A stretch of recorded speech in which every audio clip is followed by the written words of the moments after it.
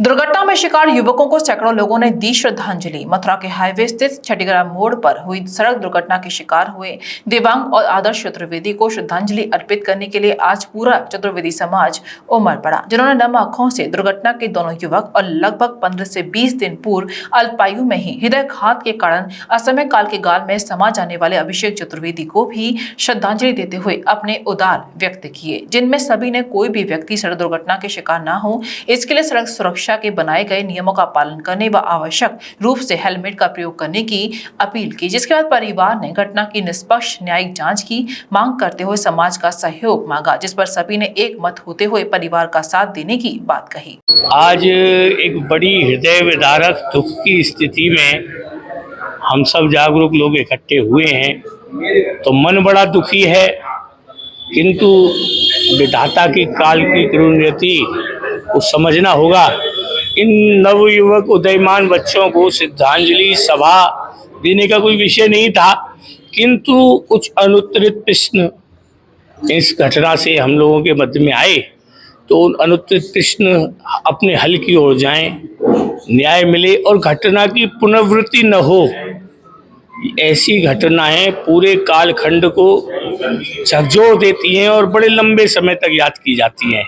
ऐसे इस अकल्पनीय समय में कुछ मानवीय रूप से जो संस्थाएं और कुछ सामाजिक बंधु आगे आए, वह वास्तव में धन्यवाद के पात्र हैं। और ऐसी घटनाओं से हम सबक लेते हुए इसकी सभी पहलुओं के ऊपर दृष्टिगत रखते हुए आवश्यक कृत कार्यवाही करते हुए इन सबको पुनरावृत्ति न होने देने के संकल्प तक हमको इन विषयों पर सोचना होगा और अपनी पुनः ऐसे उदयमान बच्चों को श्रद्धांजलि देते हुए मैं अपनी वाणी को विराम देता हूं। बड़ा ही दुख का विषय है। मैं निशब्द हूँ, मेरे पास शब्द नहीं है कहने के लिए। ये जो क्षति है जिसके लिए आज हम लोगों ने शोक संवेदना प्रकट की है, सभी लोग एकत्रित हुए हैं।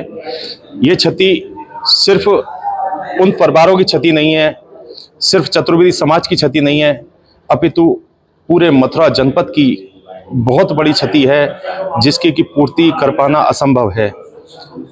ये तीनों बच्चे जो नए युवा बालक थे, जिनकी उम्र महज 20 साल के लगभग थी, चाहे वो अभिषेक हो, चाहे देवांश हो, चाहे आदर्श हो, तीनों बच्चे बड़े होनहार बच्चे थे और बड़े ही संभ्रांत और अच्छे परिवार से तीनों बच्चे ताल्लुक रखते थे। इन बच्चों के साथ में प्रभु ने इतना क्रूर घटनाक्रम को अंजाम कैसे दे दिया, आज तक हम लोग इस बात को नहीं पचा पा रहे हैं।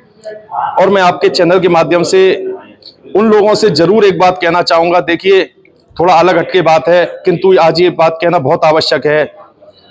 हमारी समाज में कुछ समाजसेवी लोग जो कि ऐसी घटना होने पर कलेक्शन करते हैं, बच्चों के लिए चंदा करते हैं, उनकी बीमारी से उनको पर्याप्त इलाज मिल सके, इसके लिए वो लोग प्रयास करते हैं। बॉम्बे से, दुबई से, मथुरा से जो बच्चे के परिवारीजन यदि आर्थिक रूप से अपने बच्चे का इलाज कराने में सक्षम नहीं है, उसके लिए यदि कोई सामाजिक समाजसेवी व्यक्ति अथवा संस्था यदि चंदा करती है और चंदा करके उस बच्चे का पर्याप्त इलाज करवाते हैं वो लोग, और उन लोगों को जो क्रिटिसाइज करने का कुछ लोग काम करते हैं, ये और भी ज़्यादा दुखद बात है।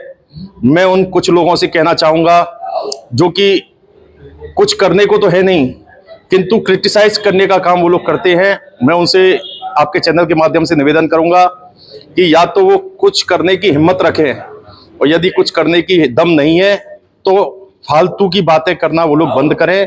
और ऐसे समय पे इस परिवार के, इन तीनों बच्चों के परिवार के साथ हमारी शोक संवेदनाएं हैं।